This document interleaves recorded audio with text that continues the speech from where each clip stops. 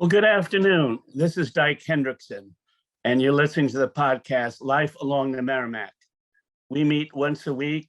These are recorded on television, on radio, and today I'm lucky to have a guest, and my guest is Camille Garro, and we're going to be talking about her new book. Camille, thank you for being here. Thank you, Dyke. Well, what I wanted to ask about, we talk about life along the Merrimack, and it can take many different courses and many, we have some political folks, we have artists, we have fishermen. And you have recently written a book that focuses a little bit on the Merrimack River. It's a children's book, Fisherman Fred and the Fledglings, I believe the name is. Yes. And maybe you can talk about how you came up with the idea of a children's book and how the Merrimack River plays into the creation of the book. Sure. Well, with all the fascinating ways of writing, what I have learned is that when I embark on writing something, my hand and my pen go in a different direction. So I may have one idea and then all of a sudden it's taking over. So when I started this book, it was always meant to be a children's book, but it was based in Boston Harbor because it was based on an incident that happened to me 15 years ago. I used to, in another life, do lobstering and just for recreation. And it was a very exciting I bet. sport. And but an incident happened that stuck with me for 15 years of just a visual that I thought, oh, this could be a story somehow. But at that time, I wasn't really writing. It wasn't until I came to Newburyport 9 years ago that I started becoming involved with theater and writing and back to studio workshops, writing workshops, and writing theater. I just became a thespian and I became a lover of just developing stories. And so I've been writing plays, musicals for the Firehouse, and because I felt I had the building blocks of how to develop a story, I realized I could put this vision that I had kept in my head from that lobstering incident. Well, what was the incident, Camille? Maybe you could just Sure, I'll try to do it without a spoiler alert. We were out there and we saw a storm coming and we saw little baby ducklings stranded out in the water.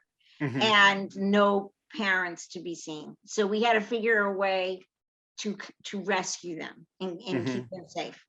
So we actually took them on board and had them in a bucket. And that vision of them staring up at me while we found, it just stayed with me. I wish I had a photograph, but the photograph was in my head. So that then became the essence of the story. So when I decided to do it, it was intended to be in Boston Harbor where it really happened. But before I knew it, it was on the Merrimack. And then it involved, I started to incorporate, then in Newburyport, and then I started to incorporate my personal experiences because I have a boat and I used to have it in the Merrimack, but became terrified to go through the jetties. So I cobbled together things from real life with all things that were, really true on the Merrimack with the jetties. And Camille, when we say a children's book, what age group are we thinking about here? I would say that it's good for ages 6 through 9. And as I understand it, it's colorful and you've employed a well-known artist in our area, Alan Bull. How did the two of you get together? That seems like a great combination. Well, he was recommended to me because word got out that I was doing this looking for an illustrator, and somebody said, you've got to get Alan Bull to do this because, he's the artist to contact. I'm thinking, oh, he's so busy and he would never want to do this. But when I approached him, he loved the idea. He read the book and he said, I love the Merrimack. I love painting images of the river, as we all know. I love painting images of Newburyport. I love this story. Let's do it. And so we just collaborated, and he was so much fun to work with because he's fast and creative and he has visions. And so he knew how to address every page that I had in script with a vision. I had visions, he had them, and we worked together.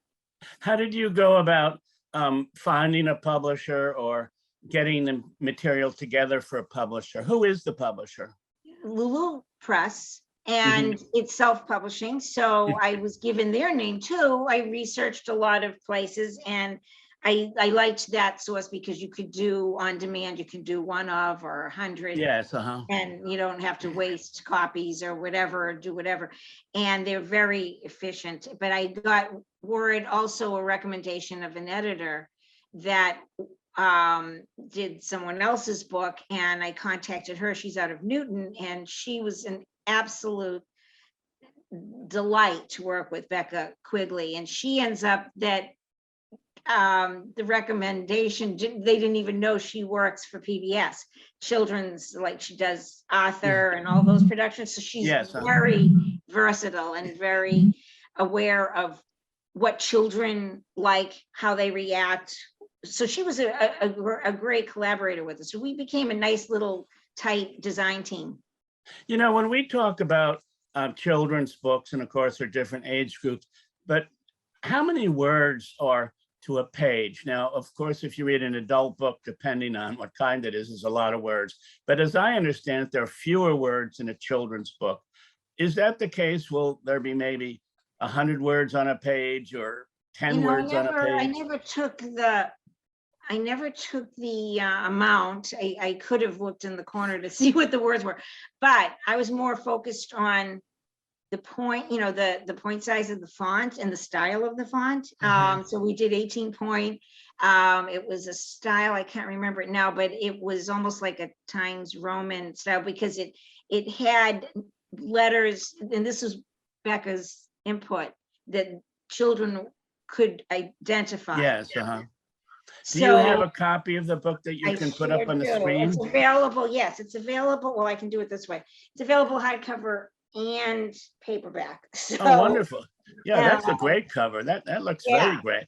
Well, I don't want you to give everything away, Camille, but I hope there was a glorious ending here, because the story you mentioned about Boston is very interesting. Do we have a good outcome here? It's a wonderful ending, and that's why I felt that it ended up being so perfect for being on the Merrimack, because as I was writing and it became evident this belonged on the Merrimack, I still didn't realize how it was going to end as I was writing it, but it has a perfect ending. It's a romance. It has a happy ending, and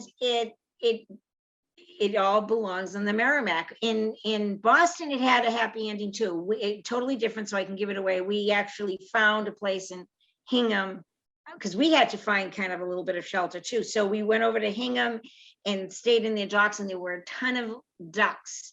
And we placed them out with the ducks, and they happily went off. But I didn't want that kind of an ending. I didn't want it to be, don't worry, if you lose your family, you'll find another. I didn't want it to be that kind of a thing. So it had a wonderful resolve. And that's what I loved about the whole process of learning how to write plays and stories, that you have a beginning, middle, and end. And you have the beginning where you're setting everything up. You have the arc, you have the crisis, and then you have the resolve, and it all happened. Well, you're listening to Life Along the Merrimack. This is a podcast. I'm talking with Camille Garro, who is an author. She's involved in plays and writing. She has a children's book out. This is 96.3 FM radio, Joppa Radio, and Channel 9 local cable TV. Camille, one thing you mentioned just a moment ago is when you had a boat here, you found it challenging to go through the jetties. And I've been through the jetties, of course, on different boats.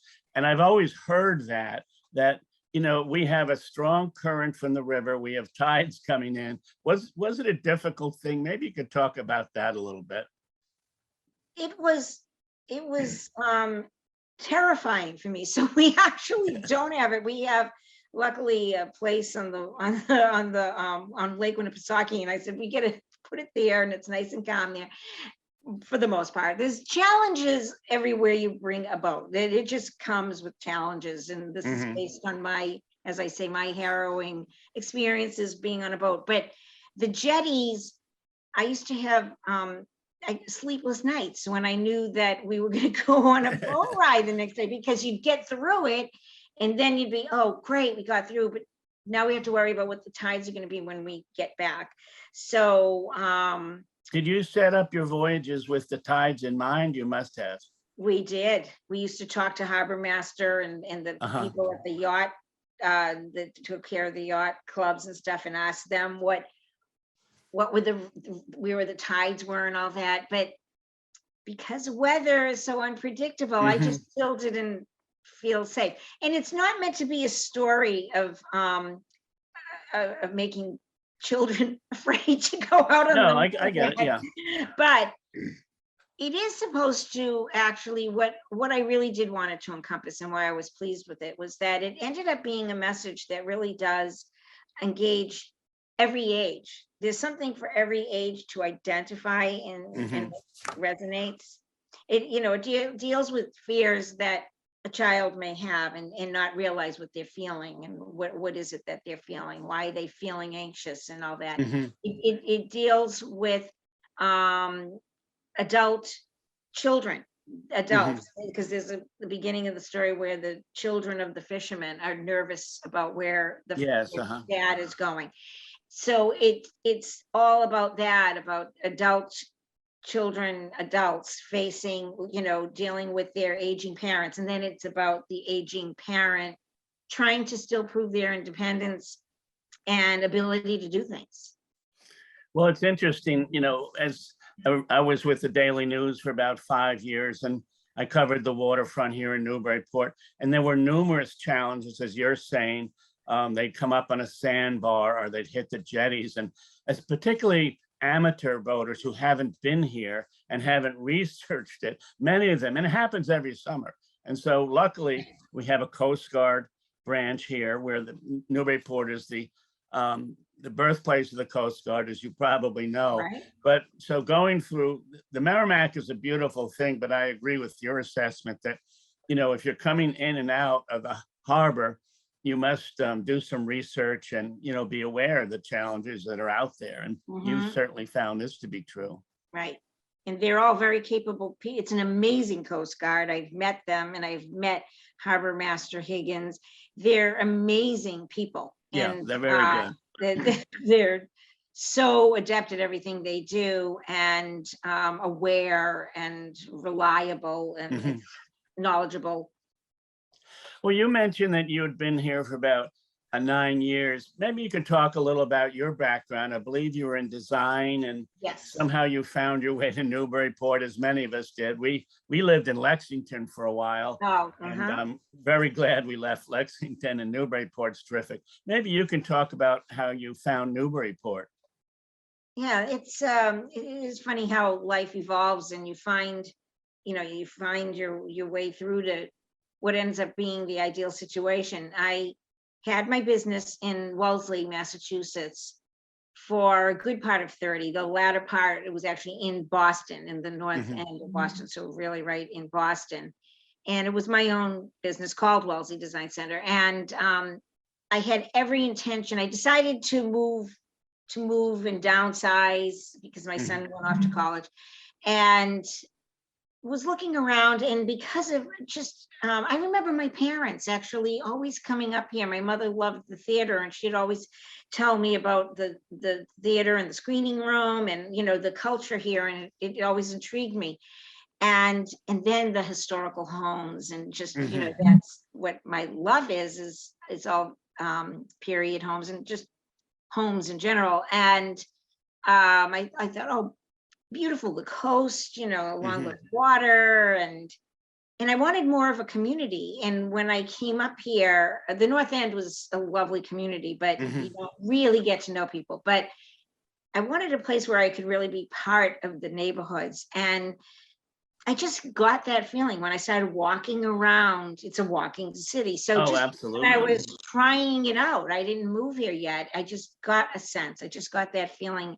Every corner was beautiful and charming, between Mhm, the river, the Bartlett Mall, where I live, and the homes, and just every inch is so historical, and the mhm. museums, the custom house. And I just said, and I could just, people were so friendly. I just couldn't believe it. Everybody was so friendly. And And you got involved in the actor's studio. Maybe you could talk a little about that, and also the transition that the studio's going through, because I've been following it, and maybe you can give a little sure, update on the firehouse, which you've been involved in, and the actor's studio. sure. Well, I started out hearing about the Senior Readers Club theater Mhm, at the firehouse, and I thought, great, that how ideal. And it was wonderful. I met a lot of friends. That this was 9 years ago, and we're still friends. We meet mhm, every month on our own, and so it was a wonderful, and it's still going on. But they said, oh, if you love this, you should join the actor studio. They have yes. workshops and classes and theater and all that. So I did.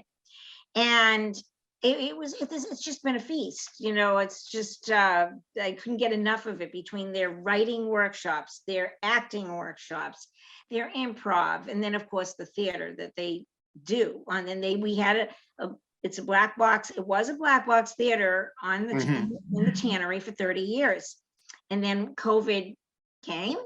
and we decided, I joined, they asked me to be on the board of directors. And so we made the real difficult decision we wanted a larger place anyway. It only was seating 50.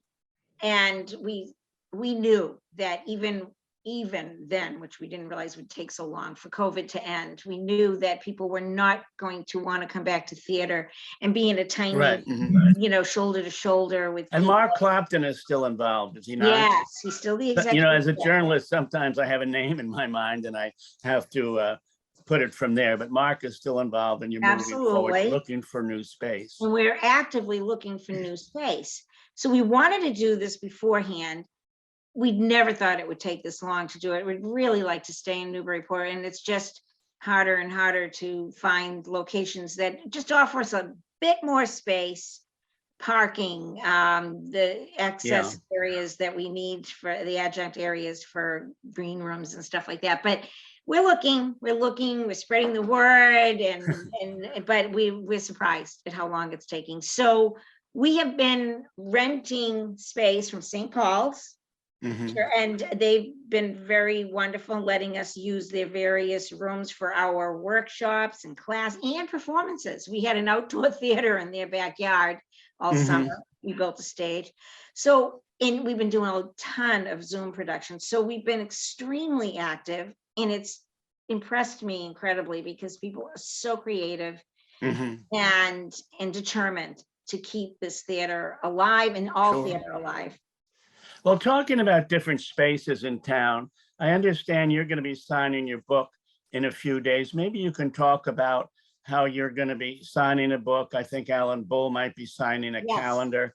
And where will that be, and what is the time? Sure. Well, Friday night from 6 to 9 at Battlegrounds. Alan will be there signing his calendar. We'll be at the shared, a table, and we'll be signing. Both of us will be signing Hmm. Fisherman Fred.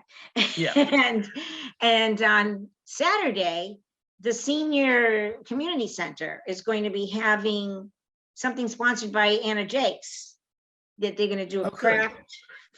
craft fair, and everybody's going to be setting up tables there. I'll have a table signing books there too. And I think a lot of the proceeds and donations are going to be going to Anna Jakes.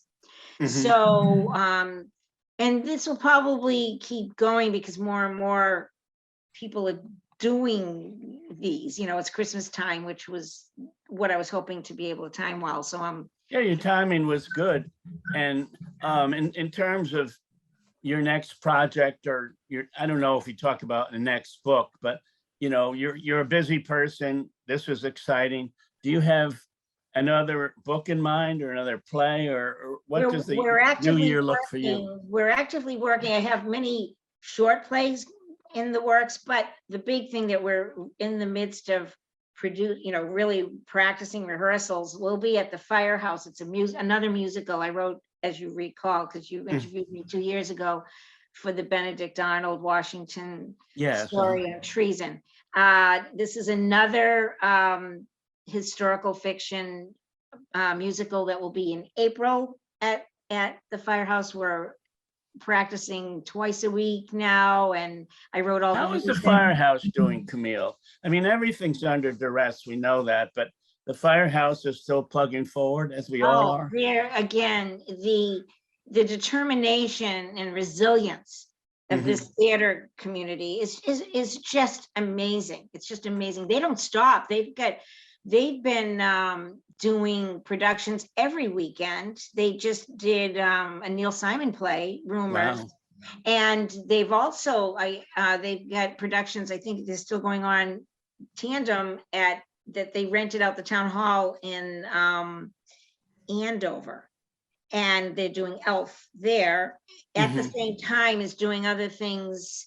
I forget what's going on this weekend. We had a story slam. The Actor Studio had a story slam at the Firehouse, and we actually took advantage of this opportunity during COVID to create Newburyport Art Collective, and it's all the art establishments, the dance studio, Tito, without doing the Firehouse. We're all collaborating and trying to do joint productions and promotions and trying to become more of a unit, because we really, this is a time more than ever. It seems like this should have been the way it should have always been, but more than ever, we need each other. Well, this is Dyke Henderson, and the podcast is Life Along the Merrimack. I'm talking with Camille Garro, who just has a children's book out. One thing that's worked well for the Newburyport Literary Festival, which you might be part of this April, is they went to a Zoom format 2 years ago, and they really did very well. In fact, I spoke on one of my books, and usually I get 50 people in a very large church, but I had like 150 people on Zoom because you can get them from distant places. So Zoom might be a possibility for the theater folks. Have you folks looked into that possibility? We do a lot of Zoom. And as a result, we've done well for the whole beginning of COVID until recently, until the summer, where we did the outdoor theater. We were doing all Zoom productions, and mostly every weekend. It was just a constant production. We have North Shore Readers Theater, which is part of Actor Studio, this Saturday morning doing a Zoom presentation. And as Story Slam, as I mentioned, which was our finale this past Sunday at the Firehouse, we ended up having all the winners of the past Story Slams. And because it was Zoom, a lot of them were zoomed in on their screen at the Firehouse from California, from all over the country, because you're right, when you're doing Zoom, you are enlarging your audience tremendously.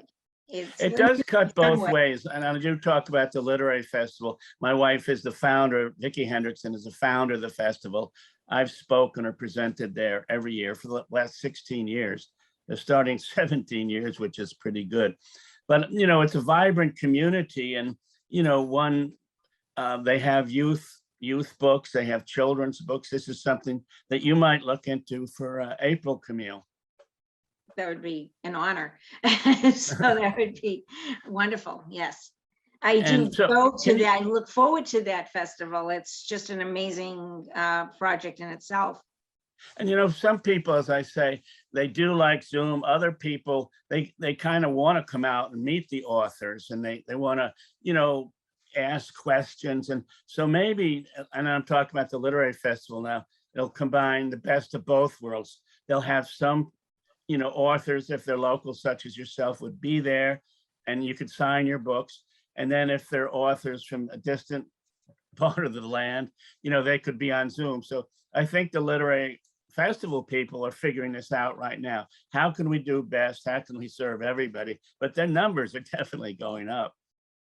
It's something that, when that first came out in March 2 years ago, when we were all devastated with nothing, we were ready to launch our Women's Her Story Month, which is a big production I run.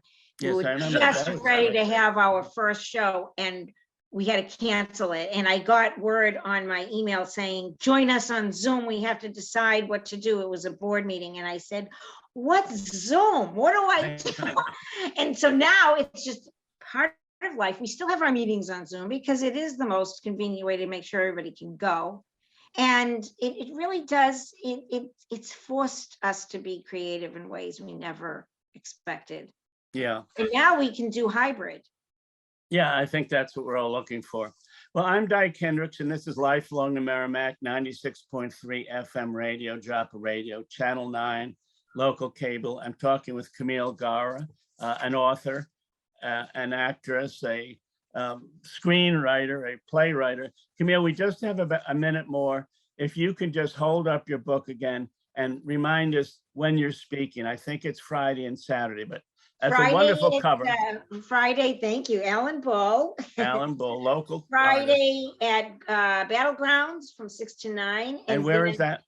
That's on Pleasant Street. The new coffee shop. And then Saturday at the Senior Community Center from 11 to 4. They're doing big craft fair. Great. So, yeah. Well, this has been terrific. Camille, thank you very much for being with us. I love the cover. And also, I think your anecdote about what you encountered in Boston about 15 years ago is a very good entree into perhaps an inspiration for you, because for me, it put everything together. And congratulations on getting a book, getting an artist, getting a designer. It sounds like it's been a good time for you. It has been. Thank you for this opportunity, Dyke. Yeah. Well, thank you very much for joining us. We're signing off now.